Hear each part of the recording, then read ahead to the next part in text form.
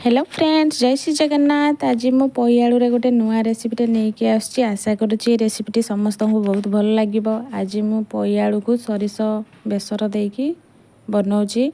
सरिष बेसर रे पोई आलू बनइले बहुत भल लगे खाइया को। आशा करुँची समस्ते खाऊथिबे। जेहेतु आम ओडिया घर निहाती देसी स्टाइल एटा को बनइबी। आशा करुँची समस्त को भल लगे। पोई आलू बेसर बनवाई मुझे पोई आलू आउ पोई पत्र को भल भाव काटिकी धोईकी नहीं।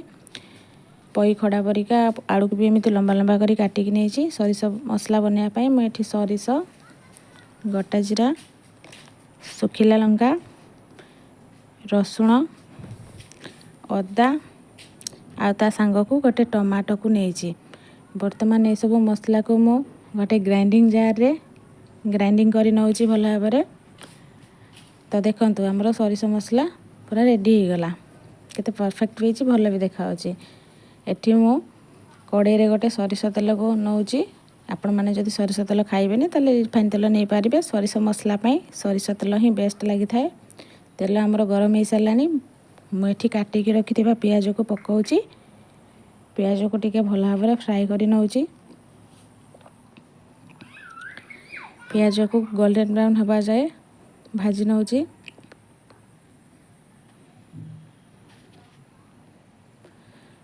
प्याज आमर गोल्डन ब्राउन हो आसलानी। मुझे काटिकी रखिथिबा आलू आउ पोई खड़ा को एथिरे पकेकी ता ऊपर स्वाद अनुसार लुण पकाउची।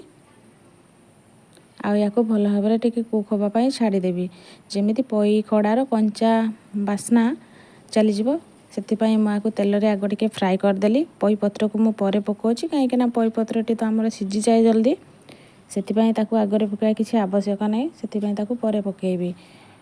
याको मु एबे कवर करी करी भल भाव टिके फ्राई हेबा को दउची। देखंतु धीरे धीरे हमरो पोई आलू भल भाव फ्राई हो सारानी। मु एठी ग्राइंडिंग करी के रखिथिबा सरिष मसला को एथिरे पकाउची। आ मसला को भल भाव टिके मिसई दउची। एपट सेपट करी गळे नउची। एक्चुअली एते तेल देखा एगुड़ा किंतु माने फ्राई हाँपाई देइछि। तरकारी रसई कला पर एते तेल देखा ही जीवनी। ठीक ठाक तेल दिखाई। जेहेतु सरिष मसला तो बेसी सुखिला मसला कले से लगी जीवो पिता लगी भल लगी तरकारी स्वाद भल लगी टेस्ट ही बेकार हो जीवो। तो मुझे गुंड मसला पकाउची हलदी गुंड काश्मीर चिली पाउडर आउ ता सांग को धनिया पाउडर ए सब को मिसई भल भाव मु गळे नउची। सरिष मसला सहित गळे नउची। देखो सरिष मसला एबे सुखी आसलानी। एथिरे मु टिके पानी ऐड करूची। पनीपरिया जेहेतु सिझी नाही सेति पानी ऐड करची। सरिष मसला को तो बेसी माने कोड़ा कि माने भाजी हेबनी जेहेतु एटा पिता लागिवो सेति पई याको मु भल भाव कुक करी करी धीरे धीरे माने जाळ देकी मु याको कुक करी नउची। तो देखो बर्तमान आम कुक हो आसलानी। एथिरे मु बर्तमान मुझे धोईकी रखिथिबा पोई पत्र को एथि पकेइली।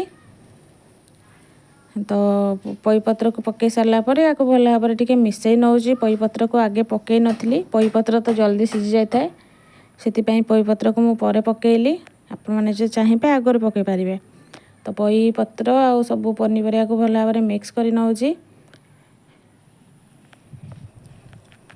या को मिक्स करिकी भल भाव कवर करी करी या को भल भाव कुक करी। आ मझे मझे चेक करिया निहाती दरकार कहीं ना सरिष मसला रसई होची। तो देखो पोई पत्र आ पनीपरिया सब मिसी सारानी। एबे मु कवर करी करी रसई करूची। ऑटोमेटिक से पोई पत्र रु पानी बाहरुची। सेई पानी रे ही पनीपरिया सिझी जाउची। तो केते सुंदर भी वासना हलानी। धीरे धीरे हमरो पोई आलू बेसर रेडी हो सारानी। अधा कुक हो सारानी।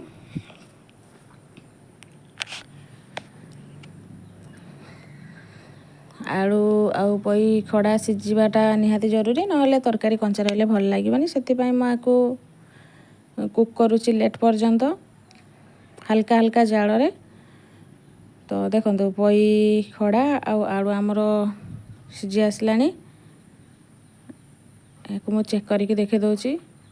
कि हाँ आमर सीझी आसलानी और भल भी देखा पई पत्र भी आम तरकारी पूरा मिसी आसलानी। देखो आलू आम सीझी गलानी पई खड़ा आलू आम सीझी आसलानी। तो ये मु भल भाव आगे गड़े नौची। बर्तमान रेडी हो गला गरमा गरम पई आलू बेसर। आशा करुँच ये वीडियोटी समस्त को बहुत भल लगे। या आम भात रुटी पखाड़ भात गरम भात सबुति खाईपर। देखो तेल अधिका देखा तेल किसी ना ठीक ठाक अच्छी। लाइक शेयर सब्सक्राइब निहाती करेंगे।